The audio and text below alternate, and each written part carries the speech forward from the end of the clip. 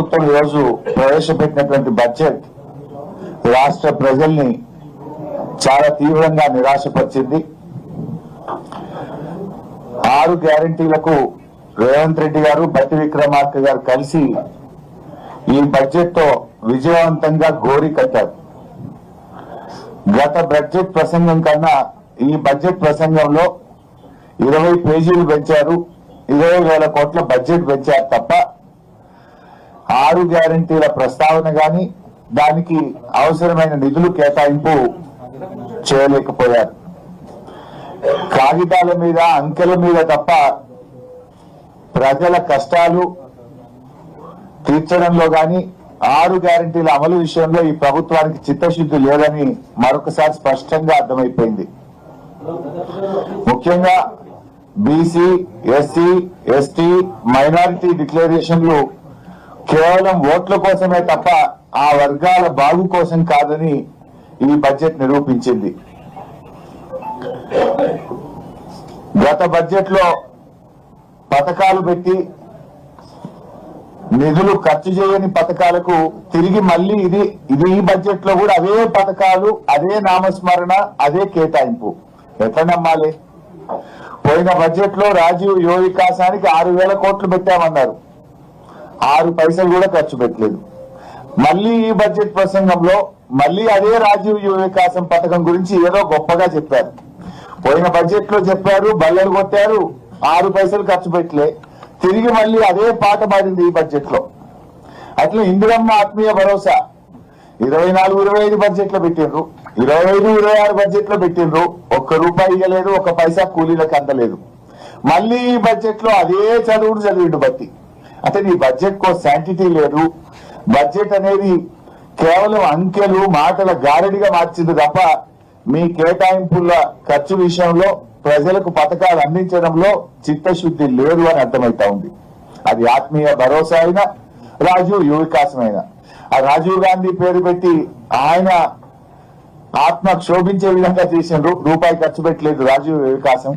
ఇందిరమ్మ పేరు పెట్టి ఇందిరమ్మ ఆత్మ క్షోభించే విధంగా ఇందిరమ్మ ఆత్మీయ భరోసా కూడా పైసా అందించలేదు.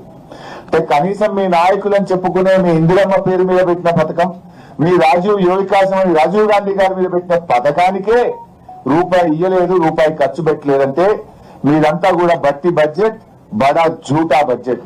బట్టి బడ్జెట్, బోగస్ బడ్జెట్ అనేటువంటిది చాలా స్పష్టంగా అర్థమైతా ఉంది. అసెంబ్లీ ఎన్నికల టైంలోనేమో అభయహస్తం, ఇవాళ 3వ బడ్జెట్ చూసిన తర్వాత అది అభయహస్తం కాదు, రిక్తహస్తం అని అర్థమైపోయింది. తెలంగాణను, హైదరాబాద్ ను 3 ముక్కలు చేయడం తప్ప ఈ బడ్జెట్ లో విజన్ లేదు. బడ్జెట్ లో చూస్తే ఆ క్యూర్ ఆ 3 ముక్కలాట తప్ప బడ్జెట్ లో ఎక్కడ కూడా విజన్ కనబడలేదు. మాకు ఓటు వేసిన ప్రజలకు వెన్నుపోట్లు వచ్చారు. ఇవాళ బడ్జెట్ చూస్తే మహిళలకు 2,500 ఇస్తామన్నారు, మొండి చెయ్యి. వృద్ధులకు 4,000 పెన్షన్ ఇస్తామన్నారు, మొండి చెయ్యి. ఉద్యోగస్తుల పాత బకాయిలు ఇచ్చే విషయంలో, పీఆర్సీ, డిఏ విషయంలో ఉద్యోగస్తులకు మొండి చేయి. రిటైర్డ్ ఉద్యోగుల బకాయింపుల చెల్లింపు విషయంలో ఏదైనా చెప్తారేమో, ఊరట కలిగిస్తారేమో అంటే మొండి చేయి. ఉపాధ్యాయులకు మొండి చేయి. ఆర్టీసీ డేట్ ఏమైనా పెట్టి వాళ్ళని ప్రభుత్వ ఉద్యోగులు గుర్తిస్తారేమో అంటే ఆర్టీసీ కార్మికులకు మొండి చేయి. సింగరేణి కార్మికులకు మొండి చేయి. చేనేత కార్మికులకు మొండి చేయి. గౌడన్నలకు మొండి చేయి. యాదవ సోదరులకు 2వ దశ గొర్రెలు ఇస్తారేమో అంటే మొండి చెయ్యి. మా ముదిరాజులను బీసీఏలో చేరుస్తారేమో, వాళ్ళకి ఏమైనా సంక్షేమ పథకాలు పెడతారేమో అంటే మొండి చెయ్యి. మొత్తంగా బీసీ సమాజానికి మొండి చెయ్యి. బీసీ సప్లైన్ పెట్టడం, ఏటా 20,000 కోట్లు పెట్టమన్నారు. ఇవాళ 3వ బడ్జెట్ అయిపోయిన తర్వాత కూడా బీసీలకు సప్లైన్ పెట్టింది లేదు. బీసీలకు మొండి చేయి చూపించారు. ఎస్సీ ఎస్టీలకు మొండి చేయి. అగ్రవర్ణ పేదలకు, బ్రాహ్మణులకు, వైశ్యులకు మొండి చేయి. మైనార్టీలకు మొండి చేయి. ఇవాళ ఆశా, అంగన్వాడీ వర్కర్లకు, చిరు ఉద్యోగులకు మొండి చేయి. మైనార్టీలకు మొండి చేయి. మైనార్టీలకు సప్లై అమలు చేస్తాం అని చెప్పారు. కానీ ఇలా మైనార్టీలకు కూడా ఈ బడ్జెట్ లో మొండి చేయి చూపించారు. ఈ బడ్జెట్ లో సకల జనులకు దక్కింది గుండు సున్నా తప్ప ఏమీ లేదంతా అంకెల గారిడి, మాటల గారిడి తప్ప వీళ్ళ బడ్జెట్ లో పేదల పట్ల నిజాయితీ లేదు, చిత్తశుద్ధి లేదు అనేటువంటిది అర్థమవుతా ఉంది. అప్పు మాత్రం దండిగా చేసిండ్రు. 3 ఏళ్లు నిండక ముందే 3.5 లక్షల కోట్ల అప్పు చేశామని చెప్పి వాళ్ళ లెక్కలు చెప్తా ఉన్నాయి. మరి 3.5 లక్షల కోట్ల అప్పులు చేసి ఏమైనా కట్టిండ్రా? బీఆర్ఎస్ పార్టీ ఓ సెక్రటరియట్ కట్టింది, ఓ అంబేద్కర్ కట్టింది, ఓ కాళేశ్వరం కట్టింది, ఓ మిషన్ భగీరథ కట్టింది, చెక్ డ్యాములు కట్టింది, చెరువులు కట్టింది. బీఆర్ఎస్ ఎన్నో ఆస్తుల కల్పన చేసింది. మరి మీరు 3.5 లక్షల కోట్ల అప్పు తెచ్చి చేసింది ఏముంది? అసలు మన రాష్ట్ర చరిత్రలో ఎప్పుడు పెరగనంత డెట్ టు జిఎస్డిపి రేషియో విపరీతంగా పెరిగింది. డెట్ టు జిఎస్డిపి కాంగ్రెస్ ప్రభుత్వం వచ్చిన 27% ఉంటే 2 ఏళ్లలోనే అది 29% పెరిగింది. ఒకప్పుడు తెలంగాణ డెట్ టు జిఎస్డిపిలో భారతదేశంలో అతి తక్కువ డెట్ టు జిఎస్డిపి ఉన్న రాష్ట్రంగా బీఆర్ఎస్ హయాంలో తెలంగాణ రాష్ట్రం ఉంటే ఈ రోజు ఎక్కువకు పెరిగిపోయింది, 29% కు పెరిగింది. అసలు ఇంకా ఆయన బట్టి గారు అంబేద్కర్ సూక్తులు చెప్తా ఉన్నాడు, రాజ్యాంగ విలువల గురించి మాట్లాడుతున్నాడు. వెనుక ఫిరాయింపు ఎమ్మెల్యేలను కూర్చోబెట్టుకొని రాజ్యాంగ విలువల గురించి మాట్లాడడం విడ్డూరం. మీ వెనక ఎవరిని కూర్చొని పెట్టినావు? పార్టీ బీఆర్ఎస్ పార్టీ ఎమ్మెల్యేలను కొనుక్కొని ఫిరాయింపు ఎమ్మెల్యేలను మీ వెనక కూర్చోబెట్టుకొని నువ్వు అంబేద్కర్ సూక్తులు రాజ్యాంగ విలువల గురించి మాట్లాడడం ఇది సిగ్గుచేటు. అసలు బీఆర్ఎస్ 10 ఏళ్ల కాలంలో, మా 10 ఏళ్ల పాలనలో బూడిద నుంచి ఫీనిక్స్ పక్షిలాగా ఈ రాష్ట్రాన్ని ఎగిరింపజేసింది బీఆర్ఎస్. కానీ మీరు ఆ ఫీనిక్స్ పక్షిని బూడిద చేసిన పాపం ఈ 2 ఏళ్ల కాంగ్రెస్ పాలనది. అసలు మీరు ఒక్కటన్నా ఉండదా? స్కాములు తప్ప స్కీములు ఉన్నాయా మీ గవర్నమెంట్ లా? మేడారం గురించి ఏదో గొప్పగా చెప్పిండ్రు. మేడారం టెండర్లలో ఏం జరిగిందో మేం చెప్పలే, మీ కేబినెట్ మంత్రి గారి కుమార్తెనే చెప్పింది. ఆ టెండర్ మాకు దక్కిందని కోపంతో టెండర్ ను రద్దు చేశారు. ఆ టెండర్ ను ఆర్ఎండ్బి శాఖకిచ్చి పొంగిలేటి గారు దక్కించుకున్నారు అని మీ కేబినెట్ మంత్రి బిడ్డే చెప్పింది కదా. మేడారం గురించి ఏమో చెప్తుండ్రు, నాసి రకం పనులతో 4 రోజులకే మేడారం పనులు నేలపాలైనాయి. మేడారం పనుల మీద స్కామ్ జరిగింది. టెండర్ల మీద ఉన్న ప్రేమ మీకు పనుల మీద లేకుండా పోయింది. ఇలా గురుకులాల్లో తిండి పెట్టే దిక్కులేదు కానీ ఈయనేదో అంతర్జాతీయ ప్రమాణాలు ఆ స్కూల్ పెడతా ఈ స్కూల్ పెడతా అని మాట్లాడుతుండ్రు. మీ పాలనలో 160 మంది పసిపిల్లలు, గురుకుల పిల్లలు ఇవాళ చనిపోయినటువంటి పరిస్థితి. తిండి సరిగా పెట్టక పిల్లలు, బుక్కులు పెట్టి చదువుకోవాల్సిన పిల్లలు రోడ్ల మీదకి వచ్చి ధర్నాలు చేస్తున్నటువంటి పరిస్థితి. గురుకుల పిల్లలకు కడుపు నిండి అన్నం పెట్టలేని నువ్వు ఏదో ఇంటర్నేషనల్ స్కూళ్లు నేను విద్యను ఉద్ధరించిన అని చెప్పి ఇవాళ బడ్జెట్ లో చెప్పేటట్టు ప్రయత్నం చేసిండ్రు. సరిగా పెట్టుబడులు అయితే మళ్ళీ గవే కట్టుకథలు. పెట్టుబడుల విషయంలో అన్ని అంకెలే తప్ప వైట్ పేపర్ రిలీజ్ చేయడానికి ఇప్పటికీ చాలా సార్లు అడిగినాం. ఏ కంపెనీ పెట్టింది, ఎక్కడ పెట్టింది, ఎన్ని ఉద్యోగాలు వచ్చినాయి, ఒక వైట్ పేపర్ రిలీజ్ చేయమని బీఆర్ఎస్ అడిగింది. ఇప్పటిదాకా వైట్ పేపర్ రిలీజ్ చేయలేదు. కేవలం అవే కట్టుకథలు పెట్టుబడుల విషయంలో ఇవాళ బడ్జెట్ ప్రసంగంలో చెప్పారు. మేమేదో విదేశాలకు పోయినాం, పెట్టుబడులు తేవడానికి పోయినాం అంటుండ్రు. వీళ్ళు విదేశాలకు వెళ్ళింది పెట్టుబడులు తేవడానికి కాదు, వీళ్ళ అక్రమ సంపాదన విదేశాల్లో పెట్టడానికి విదేశీ పర్యటనలు చేస్తున్నారు తప్ప విదేశాలకు పోయి వీళ్ళు పెట్టుబడులు తెచ్చిందైతే ఏమీ లేదు. ఇంకా ముఖ్యమైన విషయం, ఒక మాట అన్నారు, తెలంగాణ అభివృద్ధి రేటు అంటే మన జిఎస్డిపి దేశ సగటు కన్నా అధికంగా ఉంది అని గట్టి గారు తన ప్రసంగంలో చెప్పారు. Telangana growth rate is more than the countries growth rate. మరి రేవంత్ రెడ్డి ఏమంటుండే, రాష్ట్రం దివాలా తీసింది, రాష్ట్రం దివాలా తీసింది. బట్టేమో దేశం కంటే మన రాష్ట్రం అగ్రగామిగా ఉండి మన వృద్ధి రేటు బాగుంది అంటాడు. ముఖ్యమంత్రి ఏమో రాష్ట్రం దివాలా తీసింది అంటాడు. ఎవరి మాట కరెక్టు? మరి దేశ సగటు కంటే మన రాష్ట్ర వృద్ధి రేటు బాగుంటే 6 గ్యారెంటీలు ఎందుకు ఎగ్గొడుతున్నారు? 100 రోజుల్లో అమలు చేస్తామని 6 గ్యారెంటీలు ఇప్పటిదాకా ఎందుకు అమలు చేస్తలేరు? 3 సార్లు రైతు బంధు ఎందుకు ఎగ్గొట్టారు? 3 సార్లు రైతు బంధు ఎగ్గొట్టినందుకు ముఖ్యమంత్రి ముక్కు నేలకు రాసి రైతాంగానికి క్షమాపణ చెప్పాలని చెప్పి మేము డిమాండ్ చేస్తా ఉన్నాం. నేను అనుకున్నా మేము 3 సార్లు రైతు బంధు ఎగ్గొట్టాము, క్షమాపణ చెప్తారేమో బడ్జెట్ స్పీచ్ లో, ఒప్పుకుంటారేమో అని మేము ఆశించినాం. కానీ అదే బుకాయింపు.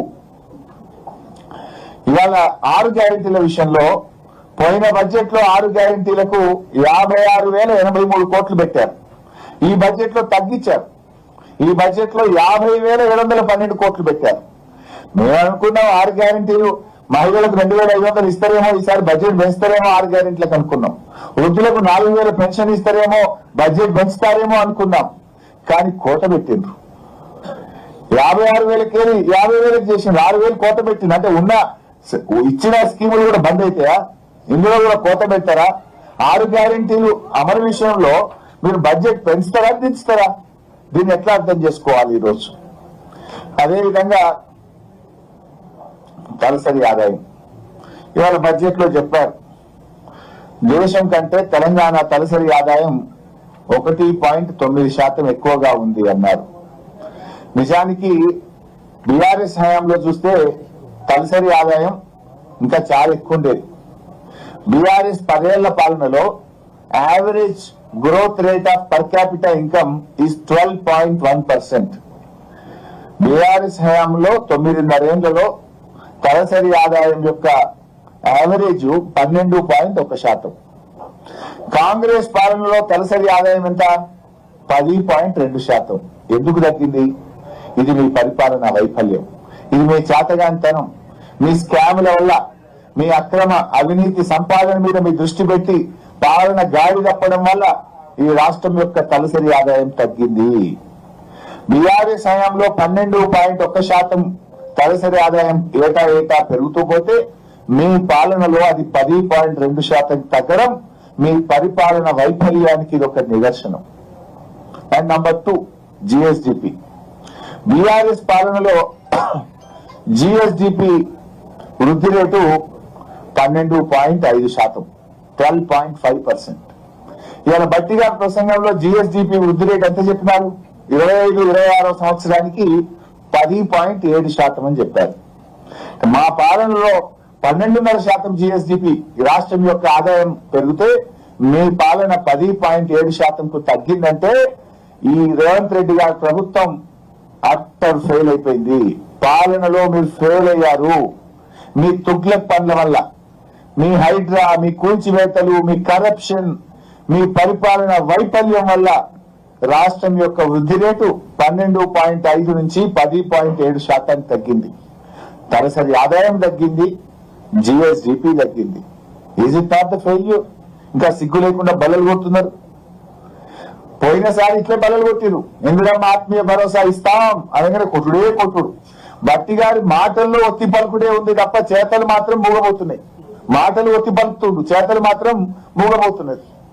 పోయినసారి కూడా ఇట్లే ఒకటే కొట్టుడు. ఏది రాజ్యం యువ వికాసం ఇస్తూనే ఉన్న 6,000 కోట్లు అంటే కొట్టుడే కొట్టుడు. 1 రూపాయి ఇచ్చిందో ఒకరికి ఇచ్చిందో లేదు. చూస్తే ఉన్నది అంతా డొల్ల. జిఎస్డిపిలో డౌన్, పర్ క్యాపిటల్ ఇన్కమ్ లో డౌన్. ఇవాళ ప్రజలు బీఆర్ఎస్ పాలన, కేసీఆర్ పాలన ఎట్లా ఉండడానికి ఇంతకంటే సాక్ష్యం ఏం కావాలి? Our growth rate was much higher. ఏమంటే ప్యూర్ రేర్. ఈ తెలంగాణలో 3 ముక్కలాగా ఆడుతున్నారు. ప్యూర్ అని ఓ 3 ముక్కలాగా ఆడుతున్నారు. ఇది ముమ్మాటికి ప్యూర్ మోడలో, రేర్ మోడలో, ప్యూర్ మోడలో కాదు, ఇది చోర్ మోడల్. భూములు కొల్లగొట్టే గోల్మాల్ మోడల్. చోర్ మోడల్, గోల్మాల్ మోడల్. అసలు 6 గ్యారెంటీల గురించి ఒక ముక్క లేదు. ఆ 3 ముక్కల ఆట గురించే చెప్పారు ప్రజలు, రాష్ట్ర ప్రజలు. మేమందరము 6 గ్యారెంటీల గురించి చెప్తామేమో ఎదురు చూసినాం. కానీ 3 ముక్కల ఆట గురించే ముచ్చటంతా. నిన్న సీఎం మాట్లాడినా, ఇవాళ డిప్యూటీ సీఎం మాట్లాడినా 3 ముక్కల ఆట మీదనే ప్రేమ, భూముల మీదనే ప్రేమ తప్ప ప్రజల మీద లేదు, 6 గ్యారెంటీల మీద లేదు. తెలంగాణను 3 ముక్కలు చేసిండ్రు, హైదరాబాద్ ను 3 ముక్కలు చేసిండ్రు.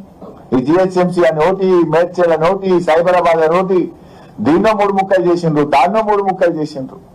కూల్చడం మీద ఉన్న ప్రేమ, 3 ముక్కలు చేయడం మీద ఉన్న ప్రేమ వీళ్ళకి నిర్మాణాల మీద లేదు, ప్రజల మీద లేదు. ఒక రకంగా వీళ్ళ చేతగాంతనాన్ని ఒప్పుకున్నారు వాళ్ళు. ఇవాళ ఫెయిల్ అనేటువంటిది ఇలా వాళ్ళ బడ్జెట్ తోనే స్పష్టంగా తెలిపోయింది. పర్ క్యాపిటాలో, జిఎస్డిపిలో, పథకాల అమలులో, 6 గ్యారెంటీల కేటాయింపులతో ఇవాళ వాళ్ళ ఫెయిల్యూర్ ను వాళ్ళే ఒప్పుకున్నారు. పారిశ్రామికవేత్తల తలకు తుపాకులు పెట్టి అక్రమ వసూళ్లకు పాల్పడితే పారిశ్రామికవేత్తలు తెలంగాణ వైపు వస్తారా? మీ పారిశ్రామిక policy is a failure model. మీ వసూళ్లను చూసి టీజీఐసి భూముల కేటాయింపుల్లో అక్రమాలు జరుగుతున్నాయి. పారిశ్రామికవేత్తలకు తుపాకులు పెట్టి చందాలు వసూలు చేస్తున్నారు. ఇవాళ కాంగ్రెస్ ను నమ్మిన పాపానికి ఇది ఇండస్ట్రియల్ హబ్ కాదు, కరప్షన్ హబ్ గా మారిపోయింది. ఇది పారిశ్రామిక హబ్ కాదు, కరప్షన్ హబ్ గా మారిపోయినటువంటి పరిస్థితి. మొన్న సీఎం పచ్చి అబద్ధాలు చెప్పిండు. 6 గ్యారెంటీలు అమలు చేసినామన్న మొన్న అసెంబ్లీలో 6 గ్యారెంటీలు అమలు చేసేసిన అంటాడు. 6 గ్యారెంటీల్లో మొదటి హామీ మహిళలకు 2500 అమలు కాలే. 6 గ్యారెంటీల్లో చివరి హామీ వృద్ధులకు 4000 పెన్షన్ అమలు కాలే. మధ్యలో కూడా ఏది కాలే. ఎంత అసెంబ్లీ సాక్షిగా మొన్న రేవంత్ రెడ్డి పచ్చి అబద్ధాలు 6 గ్యారెంటీలు అమలు చేసామని మాట్లాడిండు. ఇవాళ డిప్యూటీ సీఎం ఫైనాన్స్ మినిస్టర్ నోటి మాట కూడా అన్ని అసత్యాలు, అబద్ధాలు. 30,000 ఎకరాల్లో ఫ్యూచర్ సిటీ ఏర్పాటు చేసినామంటారు. ఉన్నాయా 30,000? బీఆర్ఎస్ సేకరించిన ఫార్మా సిటీ 13,000 ఎకరాలే తప్ప 30,000 ఎకరాలు ఉన్నదాగా ఏర్పాటు చేసినాం. ఇంకా అది ఎప్పుడు? అంటే అసెంబ్లీ వేదికగా ఇంత పచ్చి అబద్ధాలు మాట్లాడేటువంటి ప్రభుత్వం బహుశా భారతదేశంలో ఎక్కడ లేదు. ఉమ్మడి రాష్ట్రంలో కూడా ఇంత పచ్చి అబద్ధాలు ఎవరు చెప్పలే. 2 లక్షల ఉద్యోగాలకు పాతరేసిండ్రు. జాబ్ క్యాలెండర్ గురించి ఏమైనా చెప్తారేమో అంటే సప్పులు లేదు. బీఆర్ఎస్ హయాంలో నింపిన 67,000 ఉద్యోగాల గురించి మళ్ళీ వాళ్ళే వేసుకున్నారు. మేము ఆ రోజు 1,67,000 ఉద్యోగాలు మేము ఇచ్చాం. ఈ 67,000లో కూడా 55,000 ఉద్యోగాలు బీఆర్ఎస్ హయాంలోనే నోటిఫికేషన్ ఇచ్చి పరీక్షలు పెట్టి ఫలితాలు ఇచ్చినాయి. ఆ ఒక అబద్ధాన్ని 100 సార్లు చెప్పి నిజం చెప్పేసే ప్రయత్నం చేస్తున్నారు. ప్రజావాణి గురించి ఏదో గొప్పలు చెప్పిండ్రు. మీ మేనిఫెస్టోలో ఏం చెప్పిండ్రు? ముఖ్యమంత్రి ప్రతిరోజు ప్రజల్ని కలుస్తాడు అన్నారు. ఒక్కనాడన్నా కలిసిండు రేవంత్ రెడ్డి? ఇంకా దాని గురించి ప్రజావాణిలో ఏదో మేము చేస్తున్నాం. అసలు ముఖ్యమంత్రి ప్రజలకు కాదు, మీ ఎమ్మెల్యేలకు అందుబాటులో ఉంటలేడు. ఇక ఫ్రీ బస్సు పథకం కూడా గొప్పలు చెప్తా ఉన్నారు. మరి నేను అంటున్నా, ఆర్టీసీలో మీరు ఏం చెప్పారు?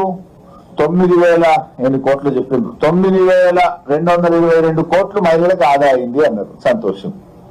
మరి 9,222 కోట్లు ఆర్టీసీకి చెల్లించిందా ప్రభుత్వం? 2,500 కోట్లు బకాయి పడ్డది. అందుకే ఆర్టీసీ అప్పుల ఊబిలోకి పోయింది. మీరు నిజంగా 9,222 కోట్లు ఇచ్చుంటే గత 2 సంవత్సరాల్లో ఆర్టీసీ 3,000 కోట్ల కొత్త అప్పులు ఎందుకు చేసింది? ఆర్టీసీ లాభాల్లోకి పోతే కొత్త అప్పులు ఎందుకు చేసిందో సమాధానం చెప్పండి. ఆర్టీసీ లాభాల్లో ఉంటే కార్మికులకు పెన్షన్ బకాయిలు ఎందుకు ఇస్తలేరు? వాళ్లకు జీతాలు పిఆర్సీ ఎందుకు అమలు చేస్తలేరు? వాళ్ళని ఎందుకు ప్రభుత్వ ఉద్యోగులుగా గుర్తిస్తలేరు? అంటే అంతా బోగస్. ఆర్టీసీని అప్రమయం చేస్తున్నారు. ఆర్టీసీ కార్మికులను రోడ్ల పాలు చేస్తున్నారు. హైదరాబాద్ లో ఆర్టీసీ కార్మికులను మొత్తం మంది ఇక్కడి నుంచి వెళ్ళగొట్టే కుట్ర జరుగుతున్నది.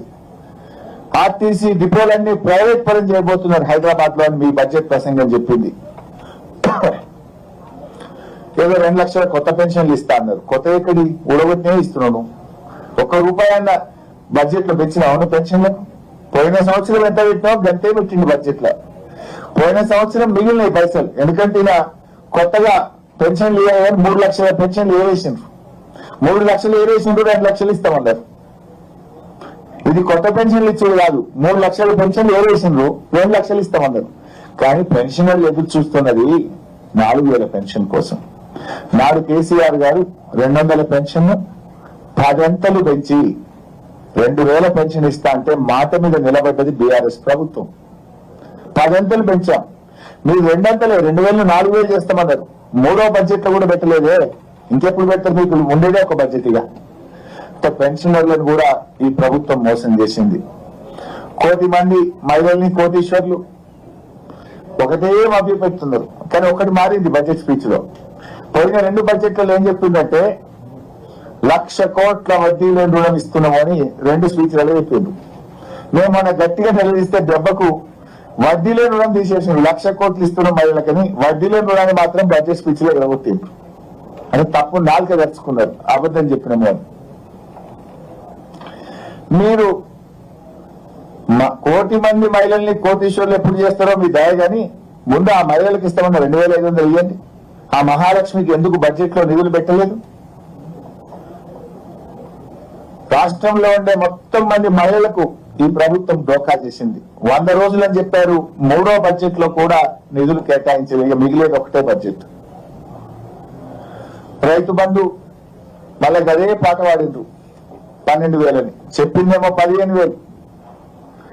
నేనేమనుకున్నా అంటే కనీసం ఆ 12,000 గురించి చెప్పేటప్పుడైనా 3 పంటలకు రైతు బంధు ఎగ్గొట్టినామో క్షమించండి అని రాష్ట్ర రైతుల్ని అడుగుతారేమో నేను భావించిన.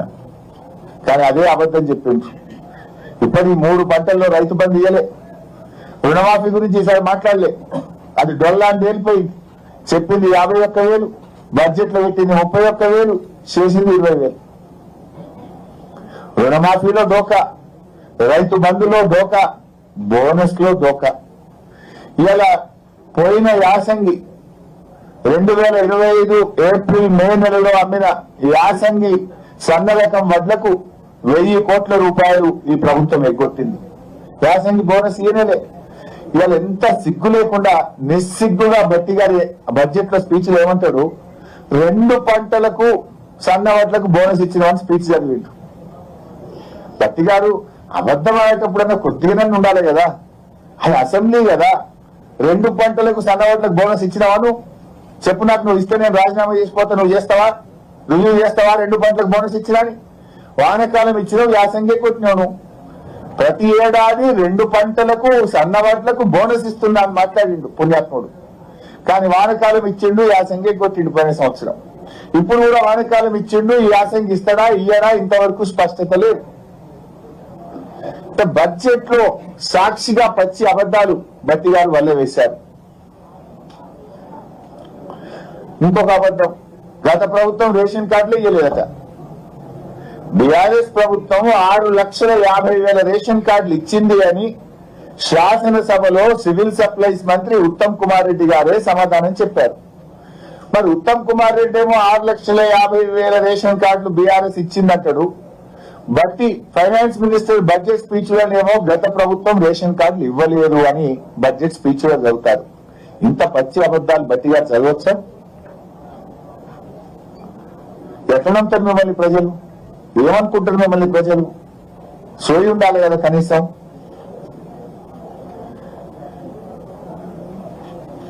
ఇవాళ కరెంట్ విషయంలో వీళ్ళకి కరెంట్ తెచ్చిరట. గతంలో తెలంగాణ చీకట్ల మగ్గిందట, వీళ్ళు వెలుగులో తీసుకుపోయిందట. అదే చీకట్ల మగ్గింది కాంగ్రెస్ పాలనలో. మీ పాలనలో పారిశ్రామికవేత్తలు ఇందిరా పార్క్ దగ్గర ధర్నా చేసిండ్రు. మీ పాలనలో రైతులకు పొద్దున్నాక 4 గంటలు, పొద్దుకి 3 గంటల కరెంటు. మీ పాలనలో హైదరాబాద్ నగరంలో కోతలు. కానీ కేసీఆర్ గారు 24 గంటల కరెంట్ ఇచ్చిండ్రు. యాదాద్రి గురించి జరిగింది ఆయన బట్టి గారు. యాదాద్రి థర్మల్ పవర్ ప్లాంట్ లో 3వ యూనిట్ కూడా పని ప్రారంభించింది. ఇది మన రాష్ట్రానికి గర్వకారణము అన్నాడు. ఎవరు స్టార్ట్ చేసింది యాదాద్రి? ఆనాడు మేము యాదాద్రి కట్టుంటే కోమటిరెడ్డి వెంకటరెడ్డి ఏమన్నాడు, మేము రాగానే యాదాద్రిని మూసేస్తామన్నాడు. ఇవాళ బట్టి అంటుండు యాదాద్రి తెలంగాణ జాతికి గర్వకారణము అంటుండు. That is the vision of KCR. ఇవాళ బీఆర్ఎస్ యొక్క వెలుగులను తమ గొప్పలుగా చెప్పుకోవడం కాంగ్రెస్ పార్టీ సిగ్గుచేటు. ఎవరు పెట్టింది యాదాద్రి? 99% పని మేం కదా చేసింది. నువ్వు స్విచ్ కక్కొత్తుడు తప్ప మీరు చేసిందా? ఆనాడు మేము యాదాద్రి పెడితే దాన్ని మూసేస్తాము, అది దండగా, ఇది పెట్టొద్దని మాట్లాడిన మీరు ఇవాళ బడ్జెట్ స్పీచ్ లో అదేదో తమ ఘనతగా ఇవాళ చెప్పుకునేటువంటి ప్రయత్నం చేస్తున్నారు. ఇవాళ మీ బడ్జెట్ స్పీచే చెప్పింది ఆ యాదాద్రి థర్మల్ పవర్ ప్లాంటే ఈ రాష్ట్రానికి దిక్కైందని మీ ప్రసంగమే చెప్పింది. అంటే అది బీఆర్ఎస్ గొప్పతనాన్ని చెప్పకనే చెప్పినావు. సింగరేణి గురించి మాట్లాడి ఇంకేందో, సింగరేణిని స్కామ్ల గనిగా మార్చారు మీరు, కుంభకోణాల కేంద్రంగా మార్చారు. సింగరేణి గురించి పలికే హక్కే మీకు లేదు. Bogus production, bogus income tax కట్టిండ్రు, బోగస్ బోనస్లు ఇచ్చి ఇవాళ సింగరేణి కొలాప్స్ అయ్యేటువంటి పరిస్థితి తెచ్చిండ్రు మీరు. కేసీఆర్ గారు నిర్మించిన వ్యవస్థను నడపడం కూడా మీకు చేతనైతలేదు. అరే ఇరిగేషన్ లో కూడా బోగసే. మొదటి బడ్జెట్ లో 6 ప్రాజెక్టులు పూర్తి చేస్తాం, 6 లక్షల ఎకరాలకు నీళ్లు ఇస్తామన్నారు. రెండవ బడ్జెట్ లో 8 ప్రాజెక్టులు పూర్తి చేస్తాం, 6 లక్షల ఎకరాలకు నీళ్లు ఇస్తామన్నారు. 2 బడ్జెట్లు అయిపోయినాయి. ఒక్క ఎకరానికి నీళ్లు ఇచ్చిందా? ఒక్క ప్రాజెక్ట్ అన్న పూర్తి చేసిందా? అసలు మీ బడ్జెట్ ప్రసంగాలకు ఏమన్నా వీసమెత్తైన నిజాయితీ ఉందా, నిజముందా? మరి ఎన్ని ప్రాజెక్టులు పూర్తయినాయి చెప్పండి. 12 లక్షల ఎకరాలకు నీళ్లు ఇస్తామని చెప్పి ఎక్కడైనా నీళ్లు ఇచ్చిందా మీరు? సాగునీటి రంగాన్ని ఈ ప్రభుత్వం తీవ్రంగా నిర్లక్ష్యం చేసింది. బ్రేక్ఫాస్ట్ పథకం గురించి బల్లలు కొట్టుకున్నారు. ఇవాళ ఎవరు పెట్టింది బ్రేక్ఫాస్ట్ పథకం? బీఆర్ఎస్ ప్రభుత్వమే ఈ బ్రేక్ఫాస్ట్ పథకాన్ని ప్రారంభించింది. నేను ప్రారంభిస్తే మీరేమో దాన్ని క్లోజ్ చేసి ఆ పథకాన్ని బంద్ చేసి 2.5 ఏళ్ల పాటు పిల్లల్ని బ్రేక్ఫాస్ట్ పథకానికి దూరం చేసి ఇప్పుడేదో కొత్తగా బ్రేక్ఫాస్ట్ పథకాన్ని ప్రారంభం చేస్తున్నాము, ఇదేందో కొత్త పథకం అని చెప్పడం అనేటువంటిది ఇది సిగ్గుచేటు. అట్లే టిమ్స్ ఏం చెప్తుండే వాళ్ళ ఏది టిమ్స్ సనత్ నగర్ 2026 డిసెంబర్ లో ప్రారంభిస్తాం. ఎన్ని డేట్లు చెప్పింది? ఇప్పటికి 4 డేట్లు మారినాయి. టిమ్స్ సనత్ నగర్ కు 2.5 ఏళ్లలో 4 డేట్లు పెట్టింది. ఇది 5వ డేట్ బడ్జెట్ లో. మళ్ళా మొన్న ఉగాది కన్నారు, జూన్ కన్నారు, ఇవాళ డిసెంబర్ చేసిండు. ఈ ఏడాది 3 డేట్లు పెట్టింది, అంతకుముందు 2 డేట్లు పెట్టింది. డేట్లు మారుడు, అంకెలు మారుడు తప్ప ప్రజల జీవితాలు మారడం లేదు. మొత్తంగా ఈ బడ్జెట్ దగాకోరు బడ్జెట్, పేదలను వంచిన బడ్జెట్, 6 గ్యారెంటీలను పాతరేసిన బడ్జెట్, మహిళలు, వృద్ధులు, రైతులు, ఉద్యోగ వర్గాలు, కార్మికులు అందరినీ నిరాశపరిచిన బడ్జెట్. Thank you.